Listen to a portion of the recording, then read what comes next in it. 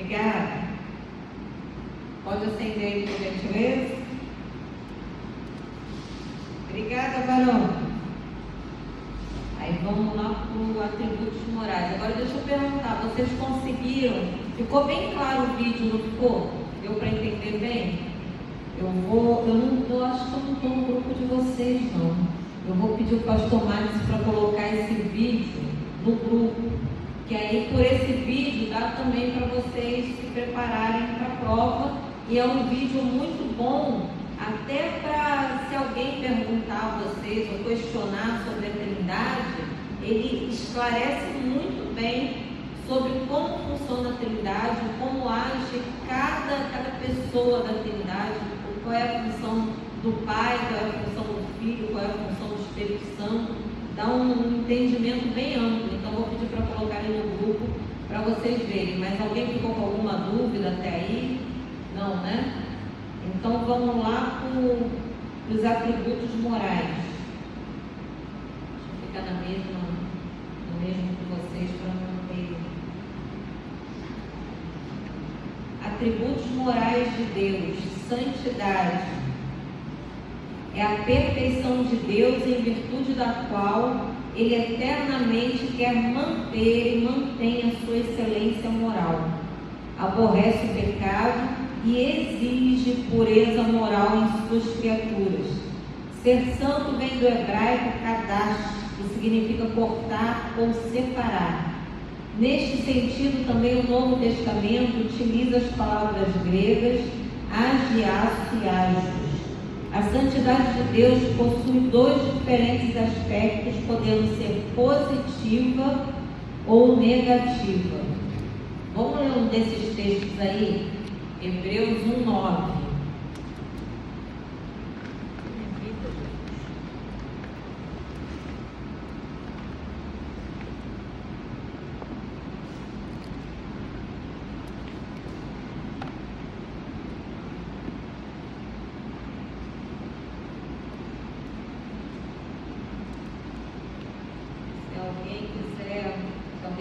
Aberto aí.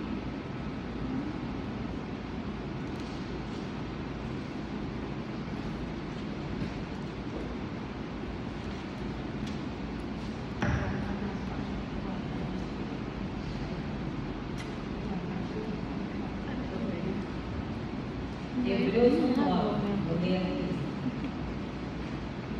O Senhor ama o que está certo e odeia o mal. Portanto, Deus, o seu Deus, derramou mais alegria sobre ele do que sobre qualquer outro. E também disse: no princípio o Senhor fez a terra e os céus, são a obra das suas mãos. Alguém tem, eu li na cabine no 10 também, alguém tem outra versão aí? Porque a minha é a viva. Então pode estar diferente da de vocês. Quem tem outra versão aí de Hebreus 9? Pode falar, meu irmão. Amaste a justiça e aborrecestes a iniquidade. Por isso Deus, o teu Deus, te ungiu com óleo de alegria, mais do que a teus companheiros. E tu, Senhor, no princípio fundaste a terra, e os céus são obra de tuas mãos. Amém. Então a palavra de Deus deixa bem claro que Deus ama a justiça e aborrece o mal. Santidade positiva expressa a excelência moral de Deus, na qual Ele é absolutamente perfeito, puro e íntegro em sua natureza e seu caráter. A santidade positiva.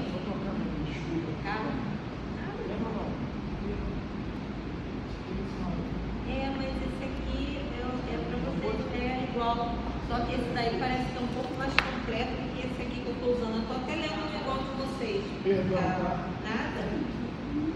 Então a santidade positiva é o amor ao bem. A página 25 que eu estou. Santidade negativa significa que Deus é inteiramente separado de tudo quanto é mal, de tudo quanto aborrece. A santidade negativa é ódio ao mal. Então a gente precisa entender uma coisa que fica às vezes um pouco confuso na nossa cabeça. Porque quando a gente ouve falar que Deus odeia, pode soar esquisito aos nossos ouvidos. Mas como assim Deus odeia? Mas se Deus ama o bem, Ele precisa odiar o mal, porque não tem como a gente conciliar, a gente pensar assim, mas Deus é amor, então Ele tem que amar tudo. Então Ele vai amar o homicídio, então Ele vai amar o aborto, então Ele vai amar o adultério. Então, se Deus é santo, Ele vai amar aquilo que está de acordo com a sua palavra e Ele vai aborrecer ou odiar aquilo que é oposto, porque não tem como Ele, na sua essência, amar aquilo que é bom e ao mesmo tempo amar o que é mal, porque Ele não pode odiar. Então esse é um convite também para a nossa vida. Eu preciso aprender a amar aquilo que Deus ama e aborrecer aquilo que Deus aborrece. Então, de certa forma, se eu for analisar, vai ter coisas que eu vou precisar odiar. E isso às vezes escandaliza alguns quando a gente fala isso, que a gente precisa odiar. Mas eu preciso odiar o pecado. Eu não posso olhar para o pecado com aquela suavidade. Mas eu preciso odiar o pecado, o que é diferente de odiar o pecador. Amém? Então eu aborreço o pecado, eu odeio o pecado, mas eu amo o pecador. Mas a prática do pecado precisa ser algo que eu odeio, precisa ser algo que eu aborreço, que aborrece o coração de Deus. Deus não tem amor por essas coisas. Então nós precisamos odiar o aborto, nós precisamos odiar o adultério, nós precisamos odiar o homicídio. Ainda que seja o homicídio de alguém que praticou o mal, ainda assim nós precisamos odiar o homicídio, nós precisamos odiar o mal. Então a gente precisa entender isso, porque muitas das vezes quando a gente fala que Deus odeia, alguns se escandalizam. Quando a gente fala da ira de Deus, tem gente que fala, não, mas Deus não ira. Ele se ira contra tudo aquilo que se levanta contra a palavra dele. Ele se ira contra tudo aquilo que vem contra o que é santo. Então o nosso Deus é santo e nos convida para essa santidade. E nós sabemos que nós habitamos num corpo ainda corruptível, nós sabemos que nós habitamos num corpo pecaminoso, numa carne corrompida, e essa santidade ela vai sendo operada nesse nível, da gente aprender a amar o que Deus ama e aborrecer o que Ele aborrece. Nós não podemos ter simpatia com o pecado, nós não podemos rir de coisas que fazem o coração de Deus chorar. Muitas das vezes, quando a gente está no meio dos ímpios, no meio de conversas tolas, a gente às vezes pode se pegar rindo de piadas. Então, antes da gente achar engraçado, a gente tem que parar e analisar. Isso é engraçado no coração de Deus? O Senhor riria disso? Então a gente precisa aprender a aborrecer aquilo que aborrece o coração de Deus. É por isso que às vezes a gente é até tido um pouco como antipático, porque tem coisas, tem conversas que não dá para a gente participar, tem piadas que a gente não tem como rir, tem brincadeiras que não tem como a gente participar e achar engraçado. É o que a palavra de Deus vai chamar de chocarrice. Tem brincadeiras que dentro da Bíblia são chamadas de chocarrices. E nós não podemos fazer parte disso, não podemos comungar com isso. Por quê? Porque o Senhor requer de nós santidade. E dentro desse conceito de santidade está a separação de tudo aquilo que é mal ou de tudo aquilo que de alguma forma tem amizade com o que é mal.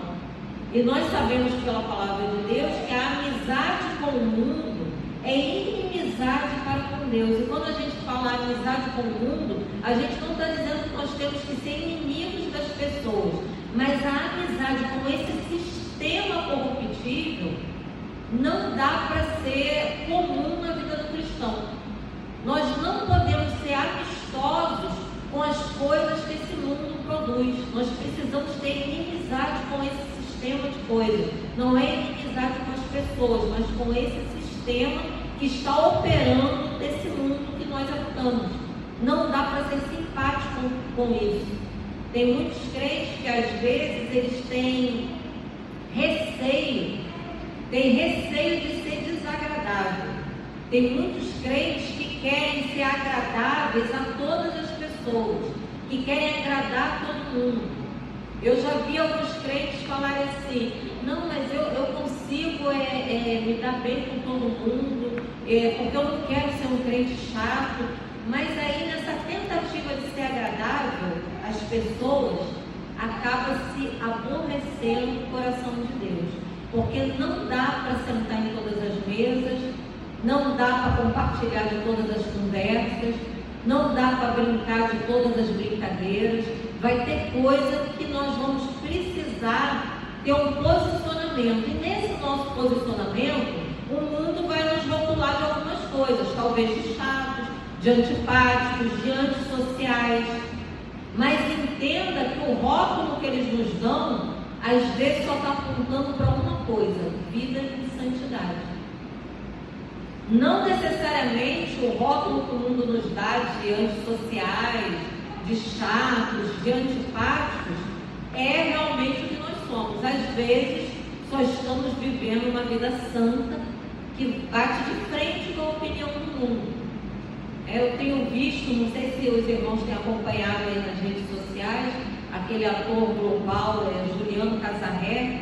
Ele é extremamente católico e ele está organizando tipo uma célula de homens, convidando os homens a aprenderem sobre a masculinidade bíblica. E ele parece que alugou um sítio e organizou um evento para tratar de masculinidade bíblica. E metade da Globo, mas caiu matando em cima dele. E o que falavam, que a maioria das mulheres, das atrizes mulheres falavam, é: como pode você ter coragem, numa época em que o feminicídio está alcançando largas escalas, você ter coragem de falar de masculinidade? E aí ele falou: justamente por isso é que nós precisamos falar sobre masculinidade. Mas no coração delas, aquilo ali era uma afronta falar de masculinidade. Como se para combater o feminicídio fosse necessário combater o homem. Quando na verdade o que nós precisamos é trazer o homem para a palavra e falar da masculinidade bíblica. Ele está indo na direção certa, mas o mundo não consegue compreender. Então, para aquelas mulheres ali, elas entenderam que ele é machista, elas entenderam que ele está indo contra as mulheres, elas se sentiram ofendidas pelo que ele está tentando fazer, que é justamente diminuir a quantidade de feminicídio. Isso que está no coração dele. Ensinar os homens como ser homem segundo o coração de Deus. Mas na ideia delas, ele é machista. Então tem rótulos que o mundo vai nos dar por não ter o entendimento da palavra. Nós não podemos nos encolher com medo dos rótulos. Então vai ter pessoas que vão me considerar chata. Eu trabalhei numa empresa que as meninas, uma vez no mês, na semana do pagamento, elas saíam e iam para um restaurante, iam jantar, e elas nunca me convidavam. Aí teve uma vez que uma delas, acho que ficou constrangida porque não me convidava, aí falou assim: poxa, chama a Márcia. Aí a outra, que era líder, né, do grupo, falou: não chama a Márcia não, porque se a Márcia for, metade das coisas que a gente fala, a gente não vai poder falar. Eu ri, eu comecei a rir. Ela, porque a Márcia vai falando: não, porque isso está repreendido, não, que isso, não faço deixar escrito da palavra. Amém, amém. Elas mesmo perceberam que não daria para falar o que elas falam na minha presença, e amém por isso, glória a Deus. Tem lugares que realmente não cabe, tem lugares que não dá mais para a gente frequentar, tem conversas que não é mais para nós. E isso não é sobre você não poder falar do amor de Deus, porque aí tem gente que pensa assim: ah, mas como é que eu vou falar do amor de Deus? Eu posso falar do amor de Deus o tempo todo. Se eu tenho relacionamento com as pessoas, eu vou falar do amor de Deus. Mas eu não preciso estar dentro de uma boate para falar do amor de Deus. Para quem frequenta boate, eu não preciso estar dentro da casa de prostituição para pregar para uma prostituta. O Senhor, Ele nos coloca numa situação que a gente possa falar com ela. Eu tenho muita vontade de evangelizar a casa de prostituição que tem aqui em Itaquaçu. E tenho pedido ao Senhor uma estratégia. Eu não vou entrar dentro da casa de prostituição, mas eu posso ficar na porta. e aguardar quem está, as mulheres que estão entrando ali. Eu não preciso necessariamente entrar, mas eu posso falar com elas ainda assim.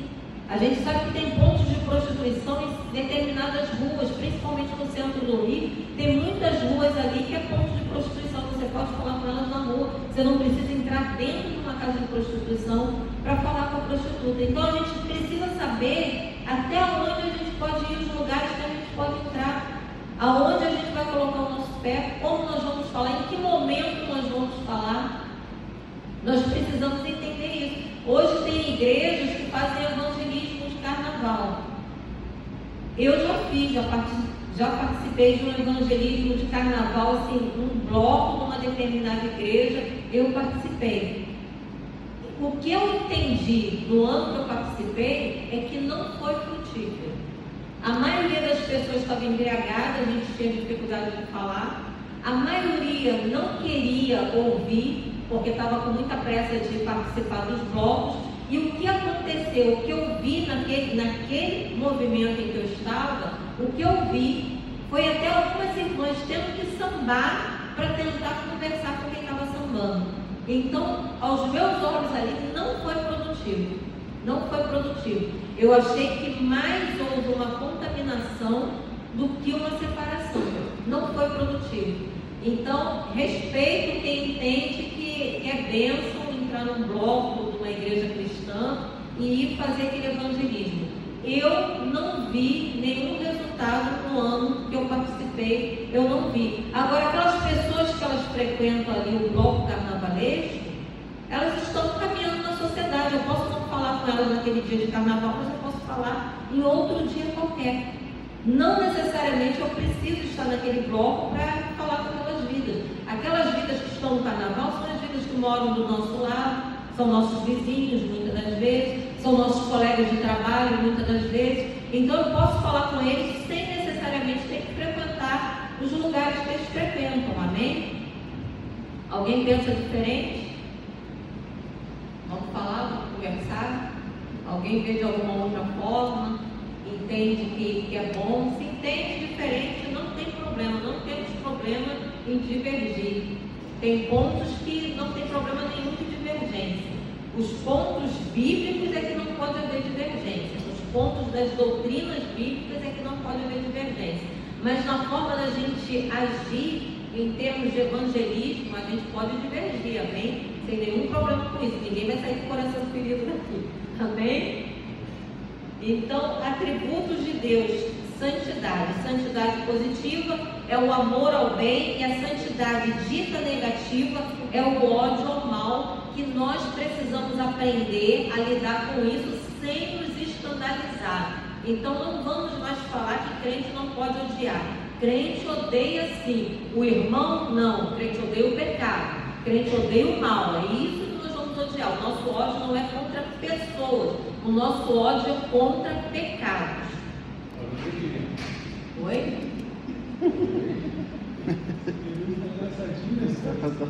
Além de possuir dois aspectos, a santidade de Deus possui também duas maneiras diferentes de manifestar-se. Retidão, também chamada justiça absoluta, é a retidão da natureza divina, em virtude da qual ele é infinitamente reto em si mesmo. Santidade legislativa. Vamos abrir um texto bíblico para ver o que fala a respeito disso?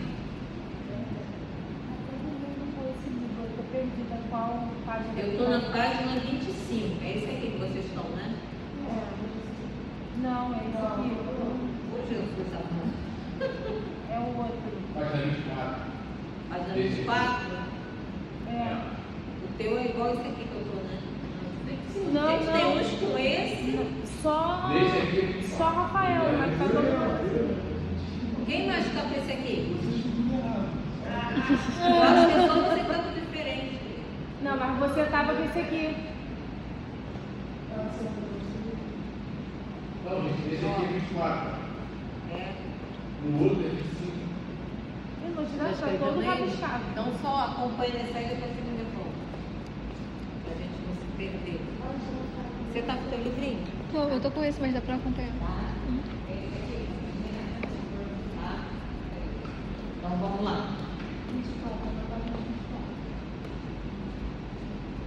Alguém abre em Salmos 145, por favor? 145, verso 17.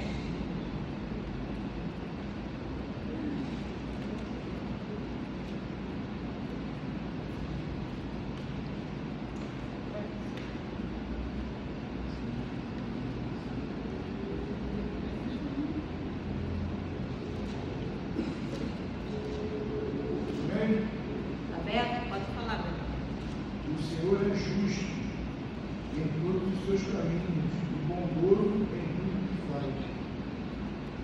Salmo 145, 17.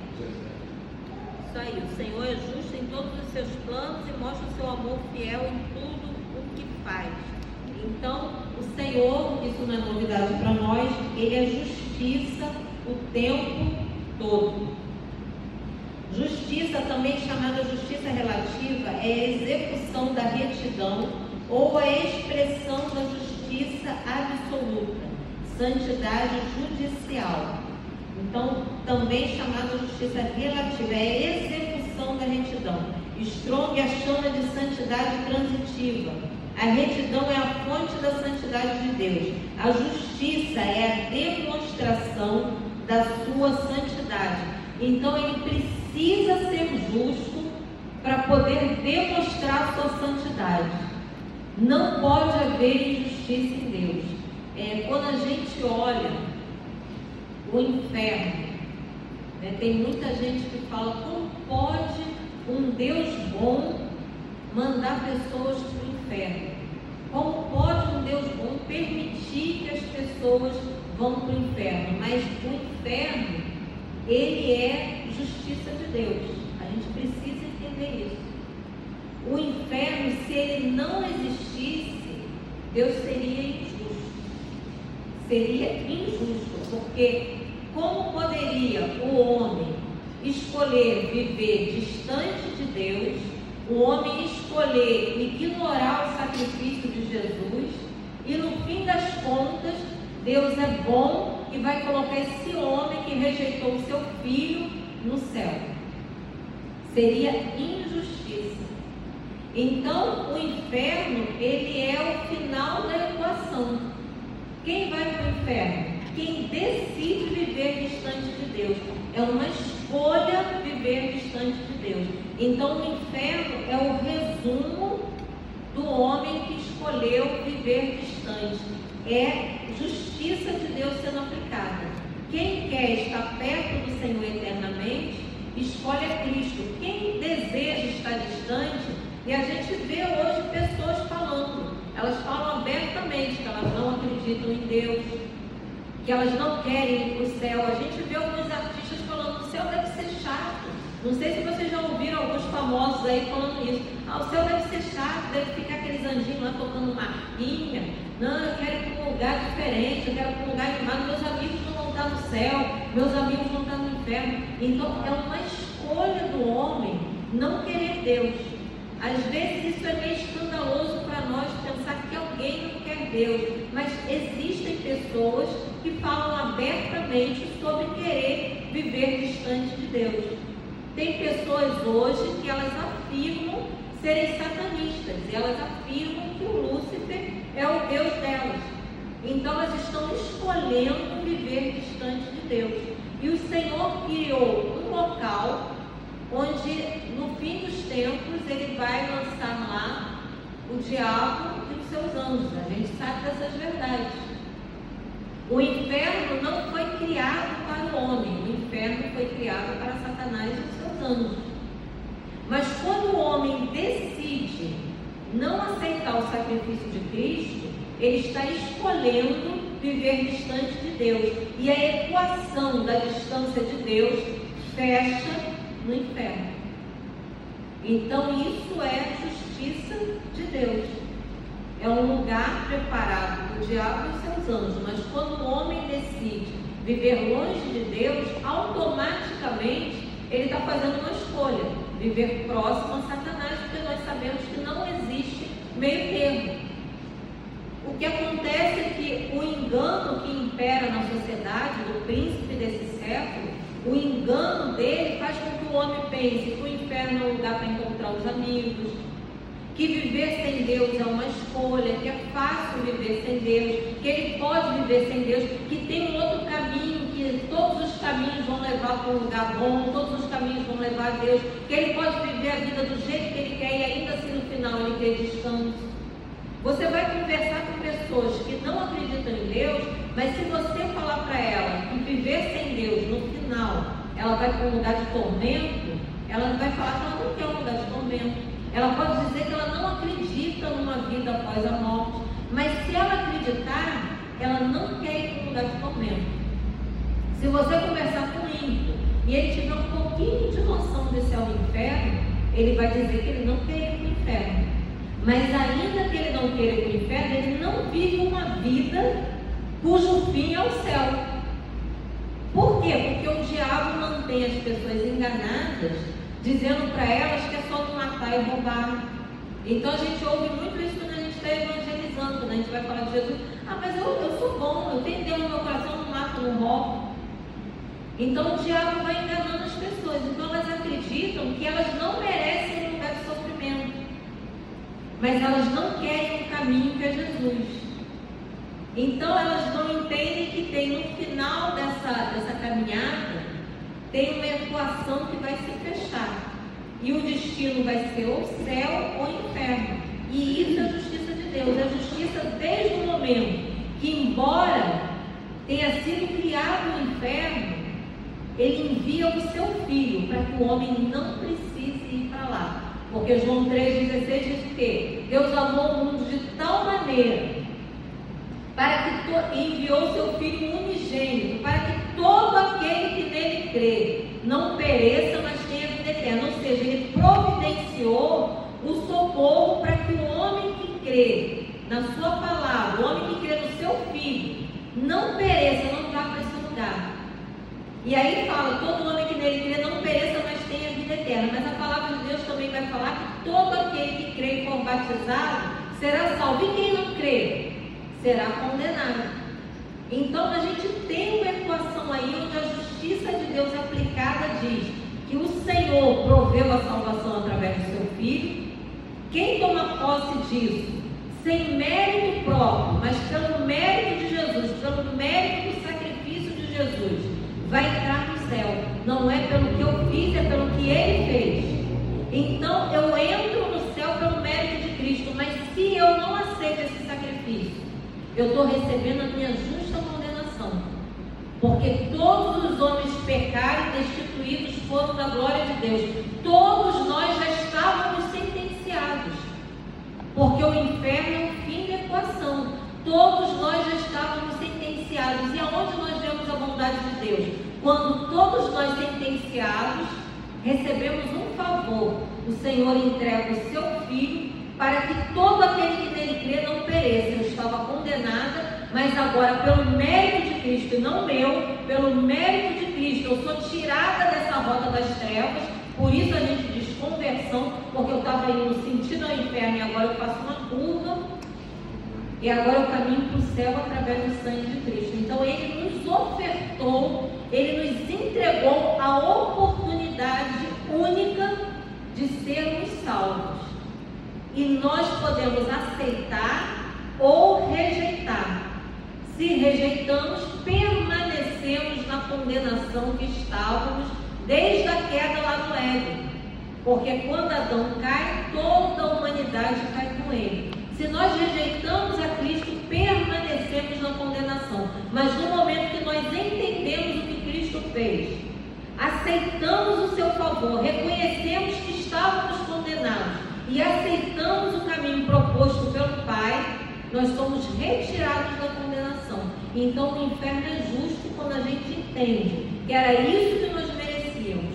E foi necessário um inocente derramar o seu sangue para nos tirar desse lugar. Se ainda assim eu piso no que Jesus fez, nada mais justo que o inferno para mim. Amém? Então aí nós entendemos justiça de Deus. Não há injustiça em Deus quando o homem é condenado. A favor quando o homem é salvo. Mas não há injustiça quando o homem é condenado.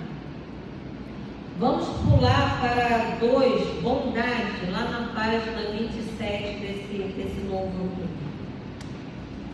A bondade é uma concepção genérica, incluindo diversas variedades que se distinguem de acordo com os seus objetos. Bondade é perfeição absoluta e felicidade, perfeita em si mesmo. A bondade implica na disposição de transmitir felicidade. Benevolência é a bondade de Deus para com suas criaturas em geral. É a perfeição de Deus que o leva a tratar benévola e generosamente todas as suas criaturas. Então a gente pode entender que a bondade de Deus é expressa na pessoa de Jesus. Toda a bondade de Deus é aplicada a nós na pessoa de Jesus. Nós recebemos algo que nós não merecíamos. E aí tem pessoas que ofendem Eva e falam tudo culpa da Eva, que foi lá e comeu do fruto que não poderia comer, tudo culpa da Eva. Mas nós pecamos todos os dias e muitas das vezes pecamos sendo conhecedores da palavra. Eva não conhecia a palavra. Eva ouviu o marido dela falar, olha, o Senhor disse para não fazer aquilo ali. Nós conhecemos a palavra, temos o Espírito habitando em nós, nos conduzindo por toda a verdade, nos lembrando que Jesus falou, nos levando em direção ao Pai, e com tudo isso, conhecendo a palavra, conhecendo a história da queda, conhecendo tudo, todo o manual de Gênesis, Apocalipse, muitas vezes pecamos. Então, se fôssemos nós lá no Jardim do Éden, Jesus teria que ter morrido na cruz do Calvário, porque se não fosse Eva, seria Márcia. Se não fosse Eva, seria Helena. Se não fosse Eva, seria cada um de nós. Teríamos em algum momento tropeçado contra o Senhor.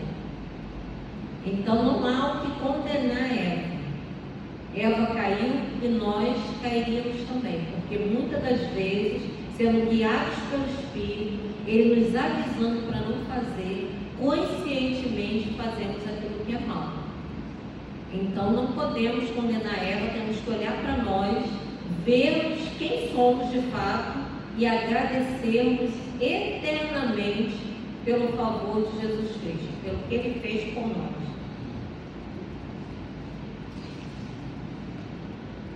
Beneficência.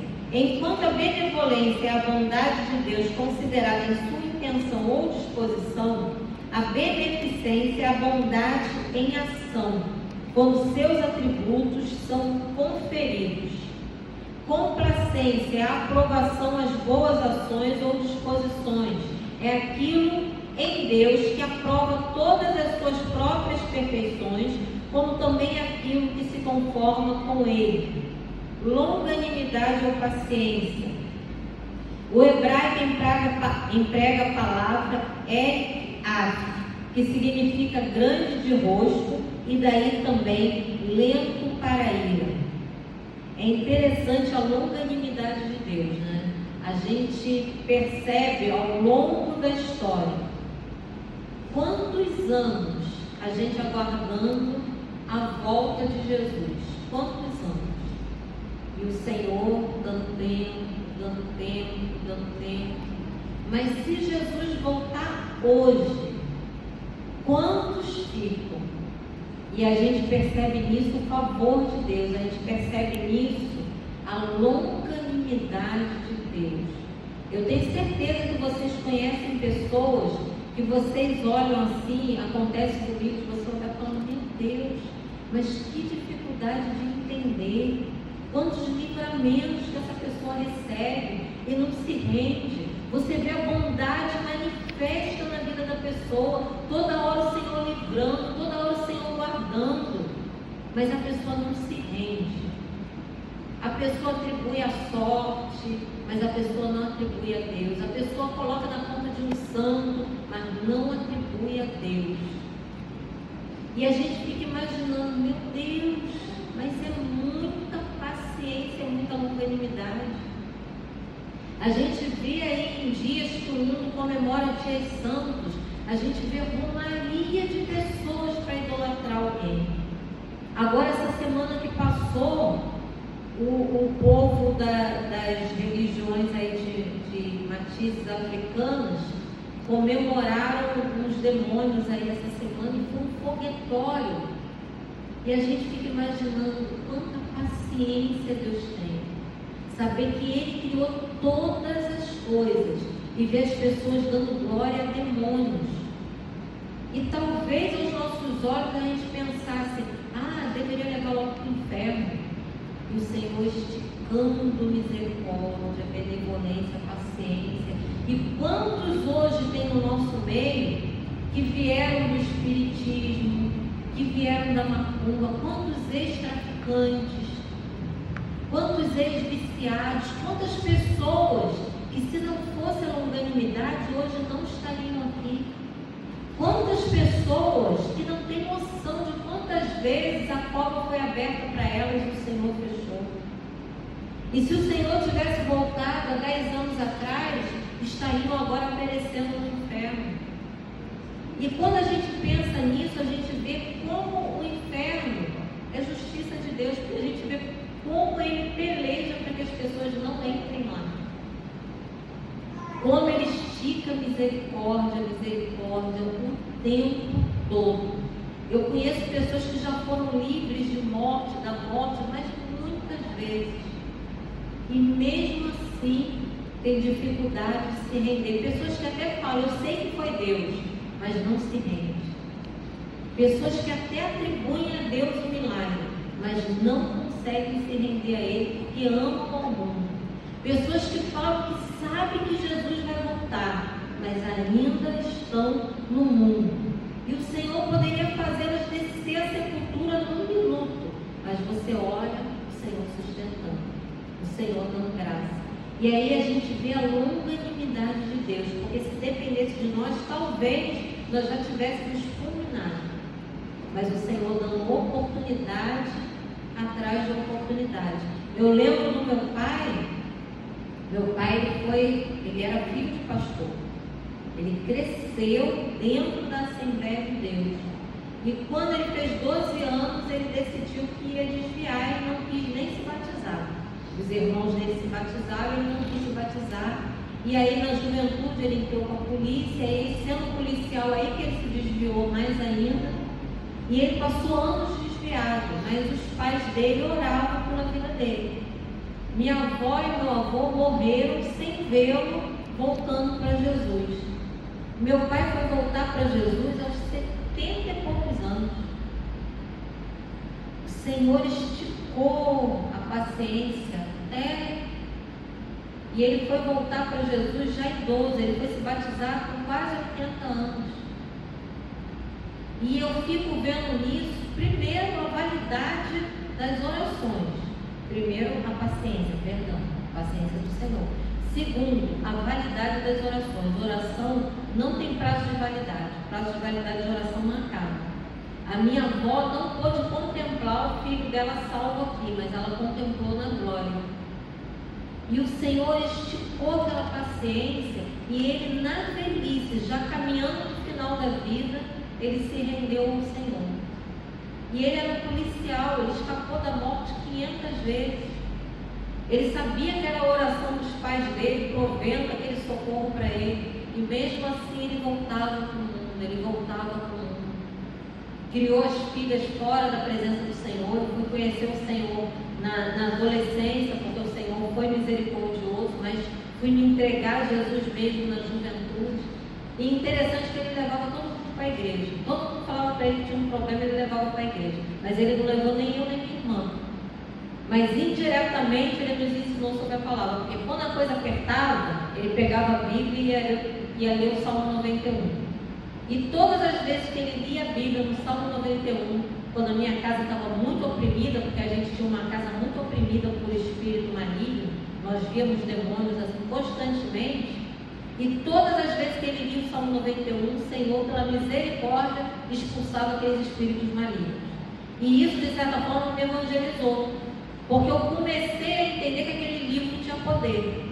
E quando eu tive idade para escolher, eu falei, eu vou seguir esse livro, porque eu lembrava que todas as vezes que o diabo vinha nos atormentar, quando ele lia o livro, o diabo fugia.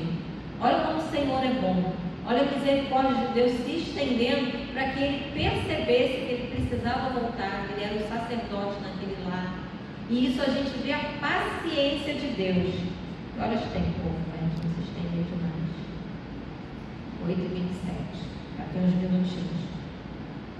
Dentro disso que eu falei, a gente já explicou a misericórdia. Então vamos para a graça, que é o tópico 8. É a bondade de Deus exercida em prol da pessoa indigna. Portanto, graça é o ato divino de conceder ao pecador toda a bondade de Deus, a qual ele não merece. Na misericórdia, Deus suspende o sofrimento merecido. Na graça, Deus concede bênçãos não merecidas. Então, a misericórdia me livra do que eu mereço e a graça me concede o que eu não mereço. Então, graça é um favor, mas é um favor extraordinário. Quando nós lembramos que nós estávamos condenados e um justo assumiu o nosso lugar, isso é sem tamanho. Sem tamanho. Todas as vezes que você entrar na casa do Senhor, todas as vezes que você vir ao culto e começar o culto, você se lembra assim: eu só estou aqui porque Jesus assumiu o meu lugar. Todas as vezes que você for cear, que você sentar à mesa do Senhor para cear, você lembra assim: eu só estou sentado nessa mesa porque um justo pagou o preço do meu pecado. Porque o Senhor assumiu o meu lugar. Uma vez eu conversava com uma senhora cristã e ela falou assim para mim: quantas vezes eu comi da ceia indignamente? E aí eu perguntei para ela: e agora você está comendo dignamente? E ela olhou para mim e falou: minha irmã, não se iluda, nunca fomos dignos. Nós só sentamos na mesa porque Ele é digno. E Ele abriu o caminho para que sentássemos na mesa.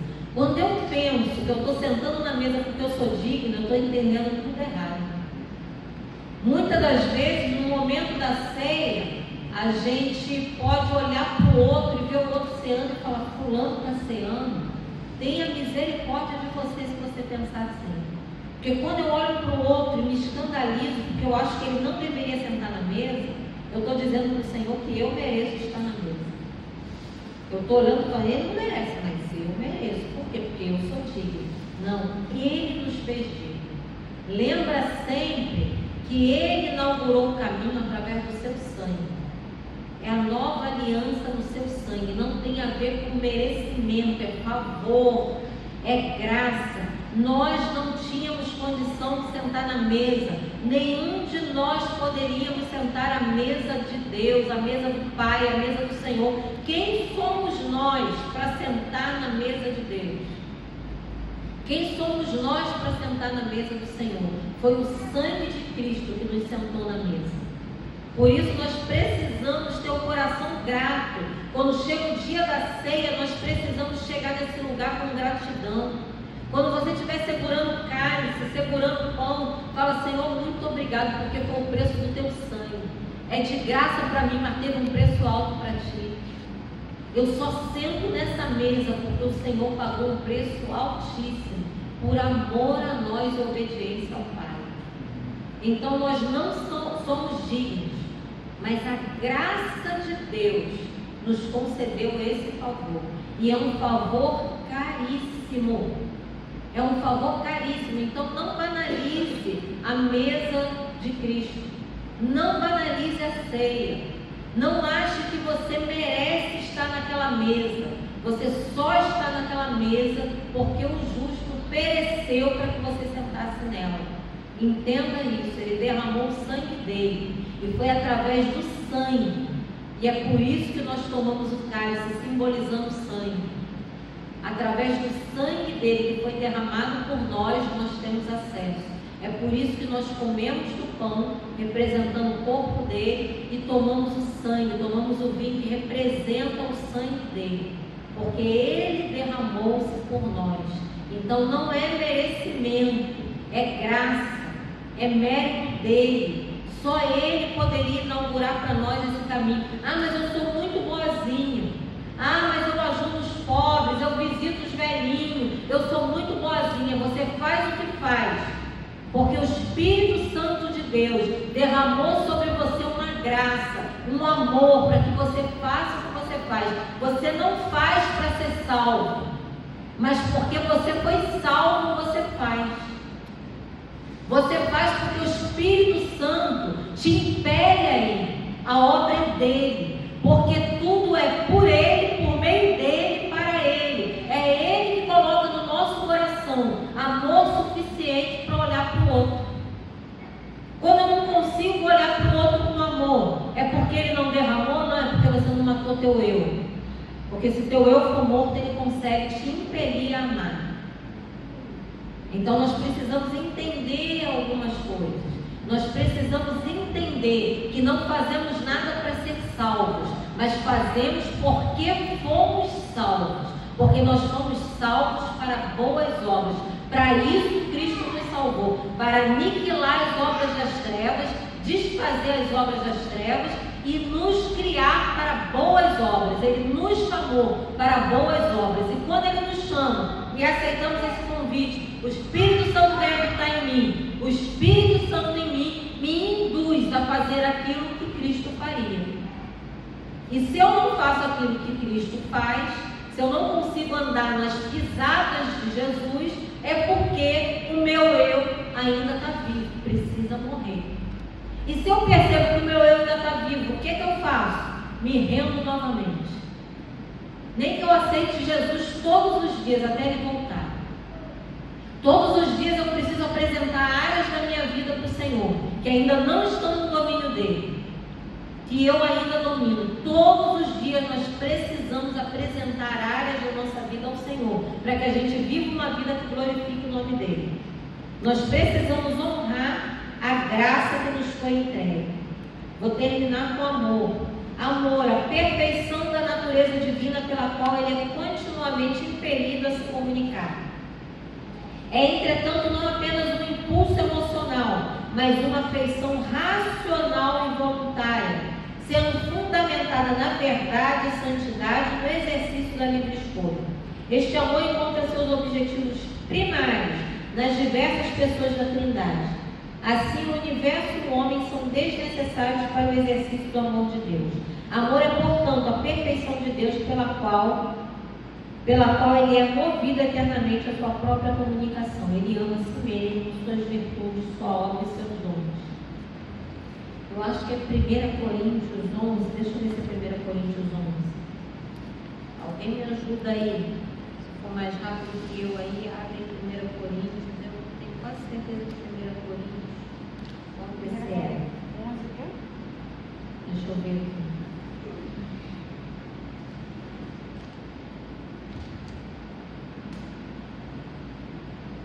Primeira Coríntios 13. Eu vou ler rapidinho esse texto e a gente termina, amém? Vocês estão com muito sono, dá para terminar aqui o meu texto? Se eu tivesse o dom de falar em outras línguas sem tê-las aprendido, e se pudesse falar em qualquer idioma dos homens ou dos anjos, não tivesse amor, eu seria como um sino que ressoa ou um prato que estaria só fazendo barulho. Se eu tivesse o dom de profetizar e conhecesse todos os mistérios e todo o conhecimento, mesmo que eu tivesse o dom da fé, a ponto de falar com a montanha e fazê-la sair do lugar, se não tivesse amor, nada seria. Se eu desse aos pobres tudo quanto tenho e entregasse meu corpo para ser queimado vivo, e contudo não tivesse amor, isso não teria valor algum. O amor é paciente, bondoso, nunca é invejoso ou ciumento, nunca é presunçoso nem orgulhoso, nunca é grosseiro nem egoísta, não é irritadiço nem melindroso, não guarda rancor. O amor nunca está satisfeito com a injustiça, mas se alegra quando a verdade triunfa. O amor tudo sofre, sempre crê, sempre espera o melhor, tudo suporta. Todos os dons e poderes especiais que vêm de Deus terminarão um dia. Todos os dons, presta atenção, e poderes especiais que vêm de Deus terminarão um dia. Porém, o amor continuará para sempre. Então, presta atenção nesse texto, porque esse texto está fazendo um resumo. Eu posso fazer tudo. Eu posso até entregar meu corpo para ser queimado por alguém, mas se eu não tiver amor, é só barulho. Eu posso ter a voz mais linda e louvar de uma maneira esplendorosa. Sem amor, barulho. Eu posso ter o dom de profetizar. Posso ter o dom de traduzir línguas estranhas. Um irmão estiver falando em línguas, eu traduzir. Sem amor, barulho. Eu posso dançar de uma forma linda para o Espírito Santo. Sem amor, barulho. Eu posso pregar com extrema sabedoria. Sem amor, barulho. O amor é o vínculo da perfeição. O amor é o próprio Deus. Então eu preciso olhar para esse texto aqui para entender o que é amor, porque o amor não é um sentimento. Nós aprendemos o amor hollywoodiano, nós aprendemos o amor dos filmes. Amor não é Hollywood, amor não é cinema. Amor é mesmo contrariado, é mesmo ofendido, eu decidi fazer o bem para o outro. Amor é quando Jesus falou: ore pelos seus inimigos, ore por aqueles que vos perseguem. Isso é amor. Nós precisamos entrar nesse lugar em Deus, aprender que amor não é sentimento. Amor é o vínculo da perfeição. Amor é oferecer ao outro o que o outro não está me dando. Amor não é esperar reciprocidade. Isso é Hollywood. Quando eu falo do amor de Hollywood, eu vou amar se me ama. A gente ouve o tempo todo no Facebook as pessoas falando: não é que eu sou bom, não é que eu sou ruim, é que cada um conhece de mim um lado que cativa. Cada um recebe aquilo que provoca em mim. Então, se de repente alguém vier pisar no meu pé, vai descobrir a massa estressada. Mas se alguém vier me der flor, vai descobrir que eu amo. Isso não é amor. Amor é eu tratar de igual forma o que me deu na florzinha e o que não fala comigo quando passa do meu lado. Amor é eu tratar da mesma maneira o que pisou no meu pé e o que me abraça. Esse é o amor de Deus. Ele morreu por todos. Ele morreu por aqueles que estavam entre os seus discípulos, que estavam ali aos pés da cruz chorando. Mas ele também morreu pelos soldados que estavam furando o seu lábio. Isso é amor. E quando ele se entrega, ele fala: perdoa, Pai, porque eles não sabem o que fazem. Isso é amor. Eu entender que quem está me ofendendo é porque não conhece ele, logo não sabe o que faz. Que quem está me desprezando é porque não conhece ele, logo não sabe o que faz. Então eu olho nos olhos do Pai e falo: Senhor, tem misericórdia, porque ele não te conhece. Isso é amor. É a gente fazer a mesma coisa que a gente faz para o nosso grupo de amigos, para aqueles que nos olham de cara feia. Nós precisamos entrar nesse lugar, porque a igreja vai ser reconhecida quando a igreja entender o amor de Cristo. A igreja primitiva acrescentava-se membros dela à medida que eles viam quando eles viam como eles compartilhavam o pão. E aí o Senhor foi acrescentando pessoas na igreja primitiva, porque eles eram reconhecidos pela forma como eles amavam. Porque quando perseguidos, eles não retribuíam mal com mal. Eles abençoavam uns aos outros, sentavam juntos, partiam o pão, tinham comunhão, e na comunhão eles eram reconhecidos como cristãos. E é isso que a gente precisa aprender, é isso que a igreja hoje precisa aprender, que é nesse vínculo da perfeição, que é o amor entre irmãos, que vai cativar quem estiver no nosso meio. É quando nós realmente vivemos como uma família em Cristo, uma família que vai morar no mesmo lugar, uma família que está caminhando para o mesmo lugar, que vão ser chamados de irmãos. É a família do Senhor. E se nós somos família do Senhor, como assim tem pessoas que eu não gosto? Como assim tem pessoas que eu não quero do meu lado? Como assim tem pessoas que eu não consigo conviver? Se vamos morar na mesma casa, como a pastora sempre diz, esse negócio vai ter que ser resolvido aqui. A gente vai precisar aprender a amar aqui. Ela não. Vamos nos levantar